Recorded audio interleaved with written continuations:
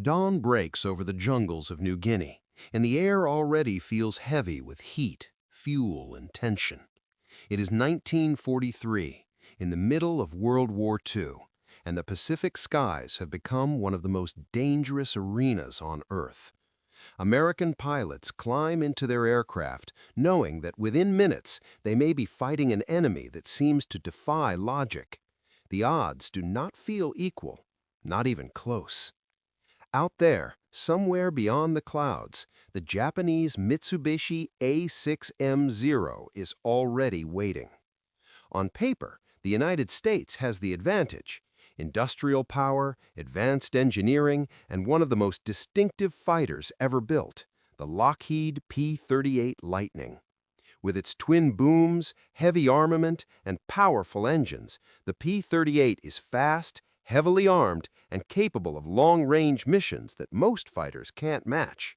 It can climb quickly, dive like a bullet, and deliver devastating firepower with its concentrated nose-mounted guns. But war is not fought on paper. The first encounters between P-38 pilots and Zeros reveal a brutal truth. In a turning fight, where survival often comes down to seconds, the P-38 is at a disadvantage. Pilots report the same thing again and again. They enter a dogfight with confidence, but within moments the Zero is behind them, always behind them. The Zero is lighter, more agile, almost graceful in the air. It seems to pivot effortlessly, cutting tight circles that the heavier American fighter struggles to follow. Japanese pilots exploit this advantage with precision, pulling their aircraft into turns that feel impossible to match. For American pilots, it becomes a nightmare scenario. You see the enemy, you engage, and then suddenly you're the one being hunted. Some pilots try to compensate. They push the aircraft harder, pull tighter turns, react faster. But something feels off. There's a hesitation, a fraction of a second where the aircraft doesn't respond the way it should. It's subtle, almost invisible. But in aerial combat, a fraction of a second can mean everything. Reports begin to filter back from the front lines. Pilots describe a strange delay between their control inputs and the aircraft's response. Not a failure, not a malfunction, just lag. A small but deadly gap between intention and action. Mechanics inspect the aircraft. Engineers review the design. Everything checks out. According to official specifications, the control systems are functioning exactly as intended. The cables that link the pilot's controls to the control surfaces are within acceptable tension limits. There is nothing technically wrong. And yet, pilots keep dying. In training manuals, the phrase acceptable tolerance appears again and again. It's a standard, a guideline, a reassurance that the system works as designed. But in combat, acceptable isn't good enough. Not when an enemy fighter can outturn you in seconds. Not when that tiny delay gives your opponent just enough time to line up a shot. Imagine pulling the control stick to evade an incoming attack, expecting the aircraft to respond instantly, only for it to hesitate just slightly before reacting. That hesitation might only be a few inches of slack in a cable. But at high speed, in a tight turn, those inches translate into lost time, lost position, and sometimes lost lives.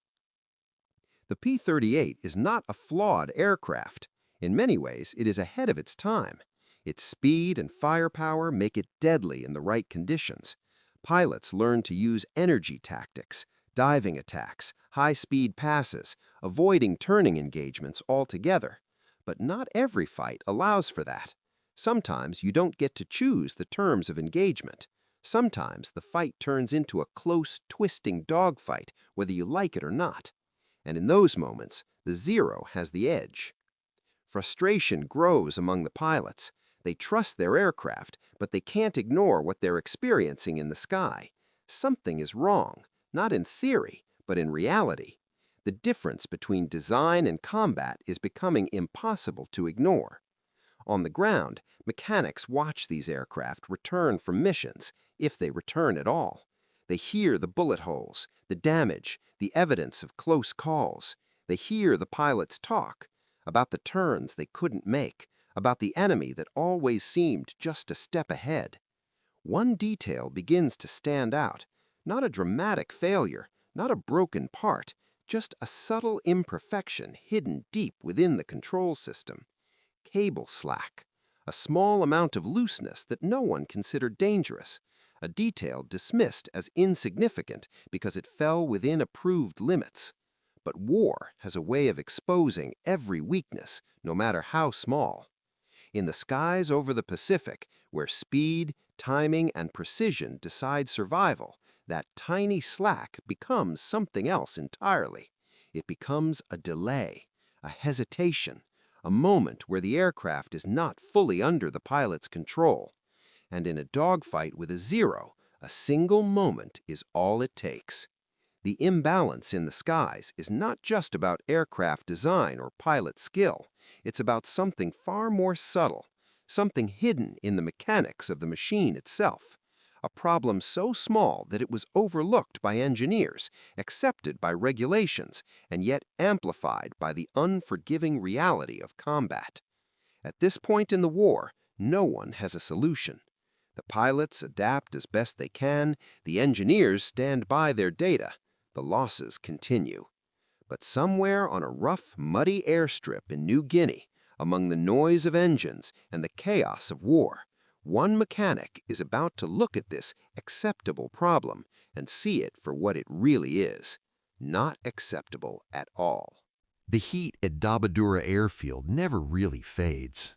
Even before sunrise, the air is thick, heavy with humidity, oil fumes, and the constant rumble of engines being tested for another day of combat. This is not a clean, organized airbase. It is mud, steel planking, and controlled chaos. Aircraft come and go, some returning damaged, some never returning at all.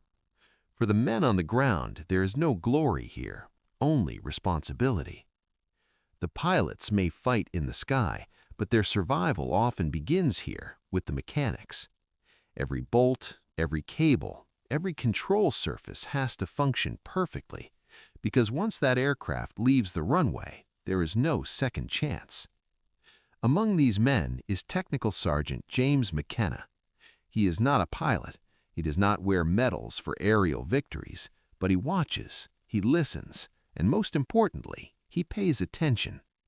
Every time a P-38 returns from a mission, McKenna studies it, not just the visible damage, but the subtle signs, the wear patterns, the tension in the cables, the way the controls feel when tested on the ground. And he hears the same complaints over and over again. The aircraft doesn't respond instantly. At first, it sounds like stress, combat nerves, pilots pushing their machines to the limit and expecting perfection. But the pattern is too consistent to ignore. Different pilots, different missions, same problem. A delay. Not a failure, not something that shows up in a standard inspection, just a slight hesitation between the movement of the control stick and the reaction of the aircraft. McKenna starts looking closer. The control system of the Lockheed P-38 Lightning relies on a network of steel cables running through the fuselage, connecting the pilot's inputs to the ailerons, elevators, and rudder. It's a reliable system, widely used, tested, and approved by engineers. The cables are tensioned carefully, measured precisely, and maintained according to strict guidelines. And according to those guidelines, everything is fine. But McKenna doesn't trust guidelines. He trusts what he can see and feel. He begins manually checking the tension in the control cables, running his hands along their length, watching how they respond when the controls are moved. And there it is, subtle, easy to miss, a small amount of slack. Within tolerance, that phrase again. The Army's engineering standards allow for a certain degree of looseness in the cables. It's necessary, they say, to prevent over-tensioning, which could cause wear or even failure under stress. On paper, it makes sense. In controlled conditions, it works. But combat is not controlled. McKenna starts thinking about what that slack actually means in the air. When a pilot moves the control stick, that movement has to travel through the cables before it reaches the control surfaces. If they're slack, the initial movement doesn't immediately translate to action. The cable has to tighten first, only then does the aircraft respond. It might only be a fraction of an inch, but at 300 miles per hour, in the middle of a turning fight, that fraction becomes a delay measured in life and death. He watches pilots climb out of their aircraft after missions. Some are shaken, some are angry in a way that says more than words ever could. They describe trying to turn inside a Mitsubishi A6M0 and failing, always just a little too slow, always just behind. The Zero doesn't hesitate. It reacts instantly, flowing through the air with a responsiveness that feels almost unnatural. And against that kind of opponent, even the smallest delay is fatal. McKenna begins to question everything he's been told. What if acceptable tolerance is the problem? What if the engineers working in controlled environments never experienced what these pilots faced in real combat? What if the standards were designed for safety and durability, but not for the split-second precision required in a dogfight? It's a dangerous line of thinking, because in the military, procedures exist for a reason. Deviating from them is not just discouraged, it can be punishable. Unauthorized modifications to aircraft are strictly forbidden. Every component is designed, tested, and approved through a chain of command that leaves little room for improvisation. But McKenna keeps coming back to the same conclusion. The system works, but it's not good enough. He starts experimenting in small, careful ways, observing how changes in tension affect the feel of the controls, watching how even slight adjustments can reduce that initial slack. He doesn't have access to advanced tools or engineering labs, just basic equipment, intuition, and experience, and a growing conviction that something needs to change. Around him, the war continues. Missions are flown daily, losses continue. Pilots adapt as best they can, using speed and altitude to compensate for what they can't fix. But the core problem remains, hidden in plain sight. A system that meets every official requirement and still gets men killed. McKenna knows he's stepping into dangerous territory. If he's wrong, he could damage an aircraft. If he's caught making unauthorized changes, he could face serious consequences. And even if he's right, there's no guarantee anyone will listen. But doing nothing is no longer an option. Because every time a pilot pulls that control stick and the aircraft hesitates, even for a fraction of a second, that hesitation echoes all the way back to the ground, back to the mechanics, back to him. And somewhere in that gap between what is acceptable and what is necessary, an idea is beginning to take shape. August 17, 1943, begins like any other day at Dobodura. The airstrip is already alive with movement, engines warming up, ground crews rushing between aircraft, pilots preparing for another mission into hostile skies. Nothing about the morning suggests that anything unusual is about to happen. But for Technical Sergeant James McKenna, something has changed. For days, maybe weeks, the idea has been forming in his mind. Not a complex redesign, not a major mechanical overhaul, just a simple realization. If the problem is slack in the control cables, then the solution isn't to replace the system, it's to remove the slack. The risk is obvious. The control system of the Lockheed P-38 Lightning is built to strict specifications. Every adjustment is regulated. Every measurement has limits. Go beyond those limits, and you risk overstressing the cables, damaging components, or worse, causing a failure in flight. But staying within those limits is already costing lives. McKenna stands near one of the aircraft, looking at it not as a finished machine, but as a system that can be improved. Around him, no one is paying attention. To everyone else, This is just another routine morning. To him, it's a decision point. He takes a small piece of piano wire, about 6 inches long. It's not a standard part, not something issued or approved, just a piece of material, simple and unremarkable. In the wrong context, it's useless. In the right context, it might change everything. He bends it carefully into a Z shape, not random, not improvised in the careless sense. Every angle has a purpose. The shape allows it to act as a tensioning device, something that can take up slack without interfering with the normal movement of the cables. It's a solution born not from manuals, but from understanding how the system behaves under real conditions. There's no authorization for what he's about to do. No engineer has signed off on it. No officer has approved it. If anything goes wrong, the responsibility will fall entirely on him. He installs the wire into the control system.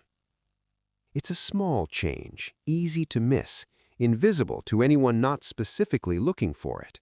But mechanically, it alters something critical.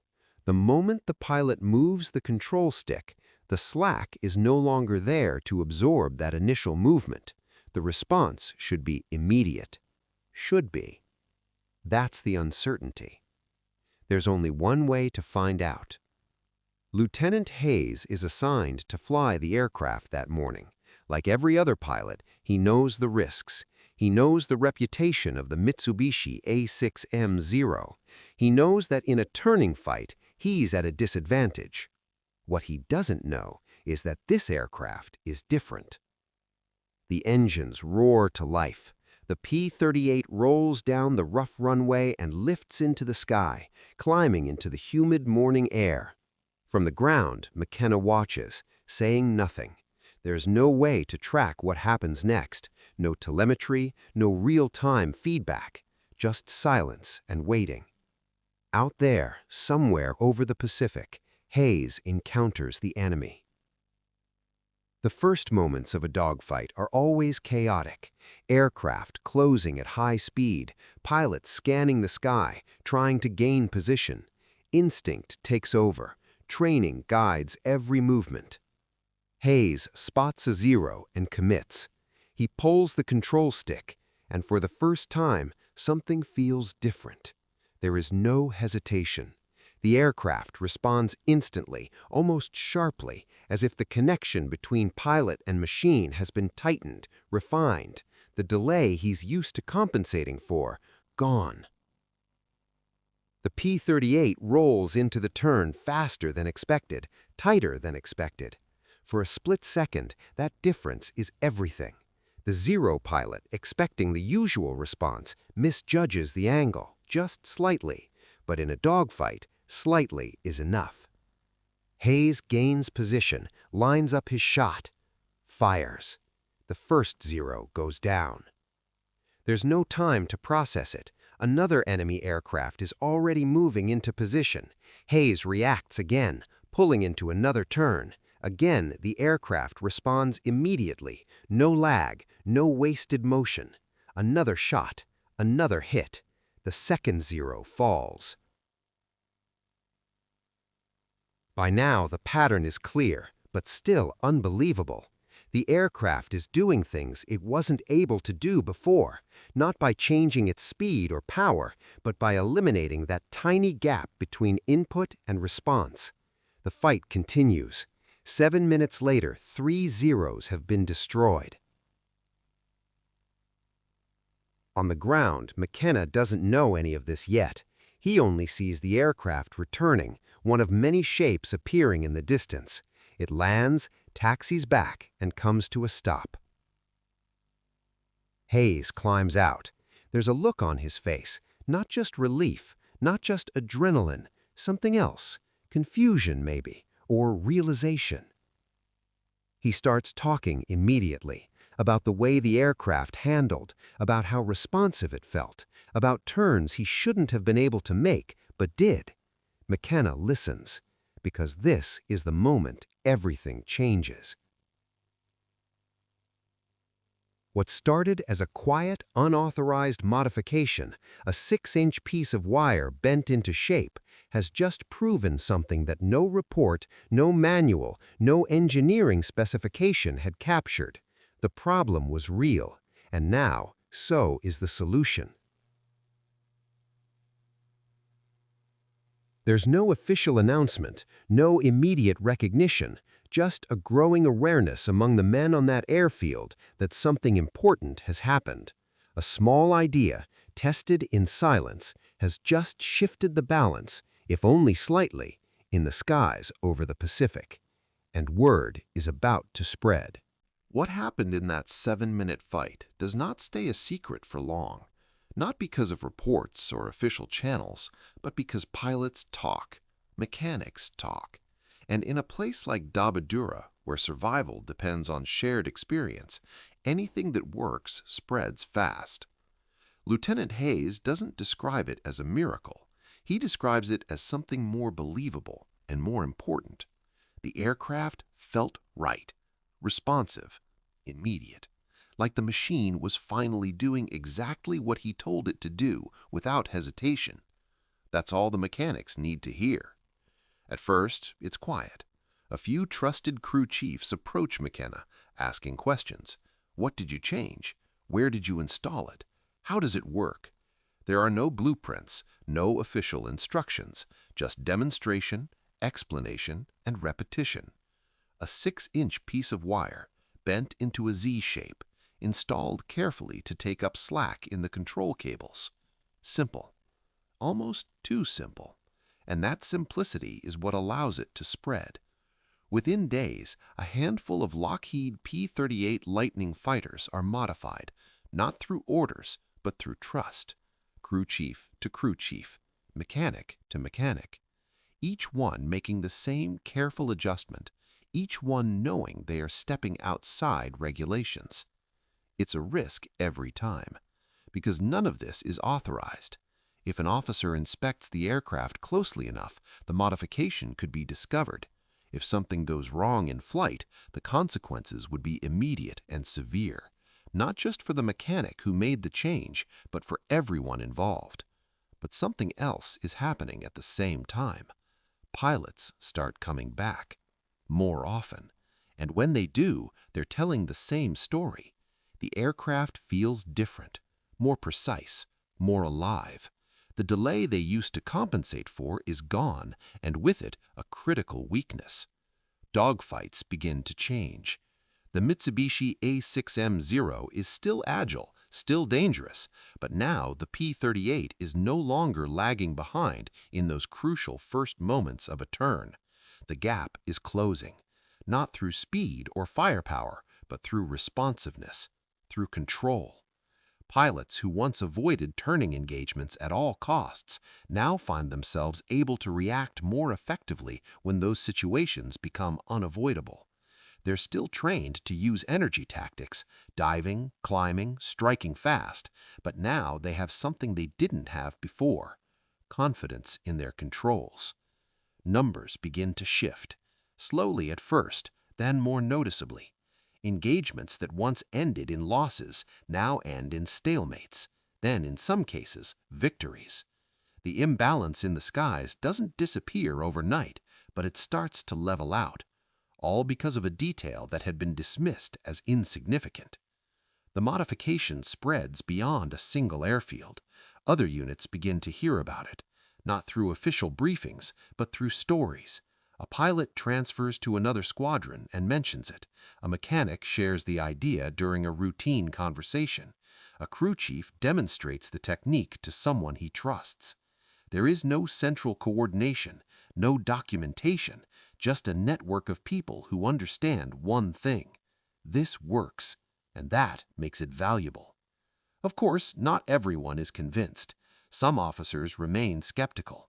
The idea that such a small, unofficial change could have a measurable impact goes against the structure of military engineering. Systems are designed, tested, and approved for a reason. Allowing field modifications introduces uncertainty, and uncertainty is dangerous, but so is ignoring results. As more aircraft are modified, the evidence becomes harder to dismiss. Pilots consistently report improved handling. Combat outcomes continue to improve. What began as a quiet experiment is becoming an undeniable pattern. Eventually, the attention reaches higher levels. Engineering officers begin to take notice, not because the modification was requested, but because it's already happening, across multiple units, across multiple aircraft, and producing consistent results. At that point, the question is no longer whether the modification exists, it's whether it should have existed all along. Lockheed engineers responsible for the design of the P-38 begin evaluating the reports. They look at the same system that had passed every test, met every specification, and been approved at every level, and now they're forced to confront a difficult reality.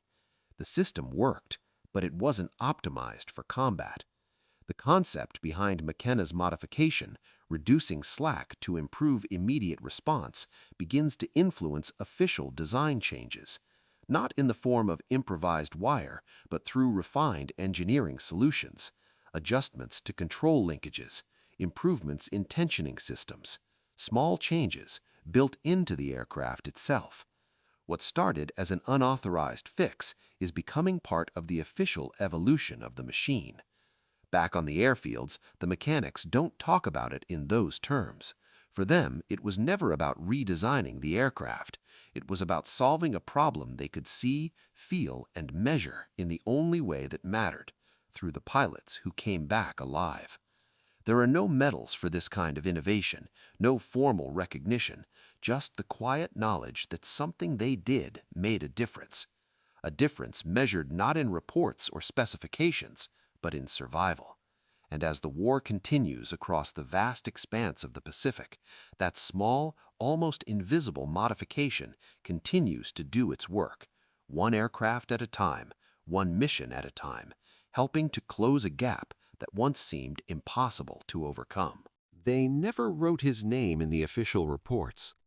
By the time engineers formalized the fix, by the time new production models quietly absorbed the change, the origin had already blurred into something convenient: field modification, crew innovation, incremental improvement, clean phrases, safe phrases, phrases that didn't belong to anyone.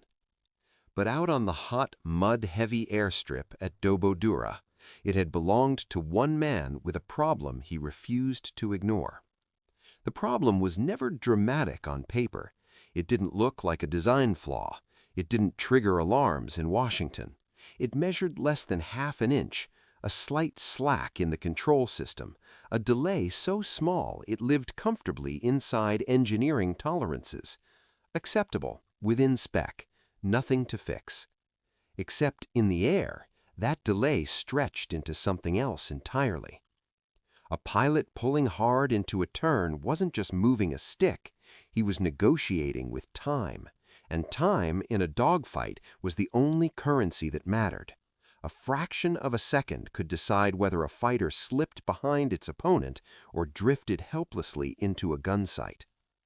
Pilots felt it before anyone else admitted it: the hesitation, the softness, the sense that the aircraft wasn't quite connected to them. Against Japanese Zeros, which could pivot sharply and respond instantly, that hesitation turned deadly.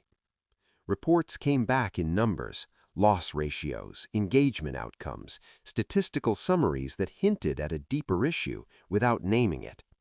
The official explanation leaned on tactics, pilot training, situational awareness. But mechanics saw something different. They saw the cables.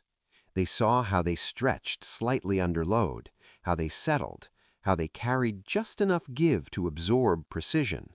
They saw the invisible gap between intention and response. And one mechanic decided that gap was not acceptable, no matter what the manual said. The wire he chose was nothing special: piano wire, 6 inches, bent by hand into a simple Z shape. It wasn't elegant. It wasn't approved. It wasn't even, strictly speaking, necessary, at least not according to the system that had designed the aircraft. But it changed everything. By tightening the control cables just enough, by removing that tiny pocket of slack, the aircraft began to respond differently. Not faster in any measurable top speed sense, not more powerful, but sharper, immediate, alive in the pilot's hands.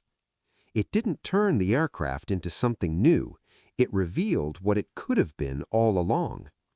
The first test wasn't a formal trial. There were no observers, no instrumentation, no documentation waiting to be filed. Just a pilot climbing into a familiar cockpit, unaware that something fundamental had shifted. Then the aircraft lifted off, and somewhere over the Pacific, in the chaos of motion and instinct, the difference became undeniable. Where there had been hesitation, there was now precision. Where there had been delay, there was now control. The aircraft no longer lagged behind the pilot's intent, it matched it. And in a dogfight, that meant survival. Word didn't spread through official channels. It couldn't. There was no authorization, no directive, no sanctioned procedure to circulate. Instead, it moved the way practical knowledge always moves among people who depend on it, quietly, directly, from one set of hands to another. A crew chief would mention it over the noise of an engine run-up. Another would try it on a single aircraft. A pilot would come back and say, "Something's different," and that was enough. Soon, the modification began appearing across multiple aircraft, each one slightly different, each one installed without paperwork, without approval, without permission. It didn't need permission. It worked. And in war, results have a way of overriding procedure. The shift wasn't immediate in the official numbers, but on the ground, among those who watched aircraft leave and return, or fail to return, the change was unmistakable. More pilots were coming back. Engagements that once ended in losses were now ending in escapes, or even victories. The kill ratios began to move, slowly at first, then more noticeably. What had once been a clear disadvantage started to level out. Not because the aircraft had been redesigned in a factory, not because a committee had approved a new system, but because someone decided that acceptable wasn't good enough. Eventually, the engineers caught up. They always do. By the time later models rolled out with improved control systems, the principle behind the change had already proven itself in the harshest testing environment imaginable. The slack was reduced. The responsiveness improved. The official version of the story became one of refinement, of evolution, of engineering progress. And in a sense, that was true. But it left something out. Because the real breakthrough hadn't started in a design office. It had started with observation, with frustration, with a refusal to accept that a small flaw didn't matter simply because it fit within a predefined limit. That idea, small, almost invisible, didn't stay confined to one aircraft or one theater of war. It carried forward, into later designs, into different conflicts, into the broader philosophy of how control systems should behave when human lives depend on them. The lesson was simple, but not easy. Precision matters. Responsiveness matters. The connection between human input and machine output must be as direct as possible. It influenced how engineers thought about feedback, about tension, about the subtle interplay between flexibility and control. It shaped decisions that would echo years later in aircraft that looked nothing like the ones sitting on that muddy airstrip in New Guinea. But the origin of the idea remained quiet. No medals were awarded for bending a piece of wire. No citations recognized unauthorized improvements. Innovation in war often lives in a strange space, essential, impactful, and yet unofficial. It belongs to the outcome, not the individual. And so the mechanic's name faded from the narrative. What remained were the pilots.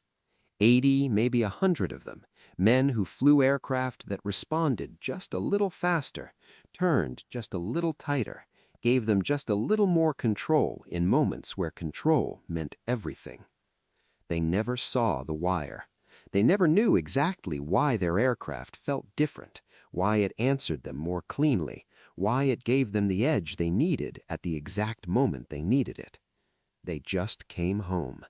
And in the end, that was the only measure that mattered. A 6-inch piece of wire sounds like much. It doesn't look like a breakthrough. It doesn't fit neatly into the grand narratives of strategy and technology and industrial power. But sometimes the smallest changes reshape the outcome in ways no one fully tracks. A fraction of an inch, a fraction of a second, a decision made by someone who understood that the space between those fractions is where lives were won or lost. No headline ever carried that story the way it deserved. No official history placed it at the center. But out on that hot, muddy airstrip in New Guinea, under the heat and pressure of a war that demanded constant adaptation, one idea proved something that outlasted the conflict itself. Perfection isn't defined by what's acceptable. It's defined by what works when everything is on the line.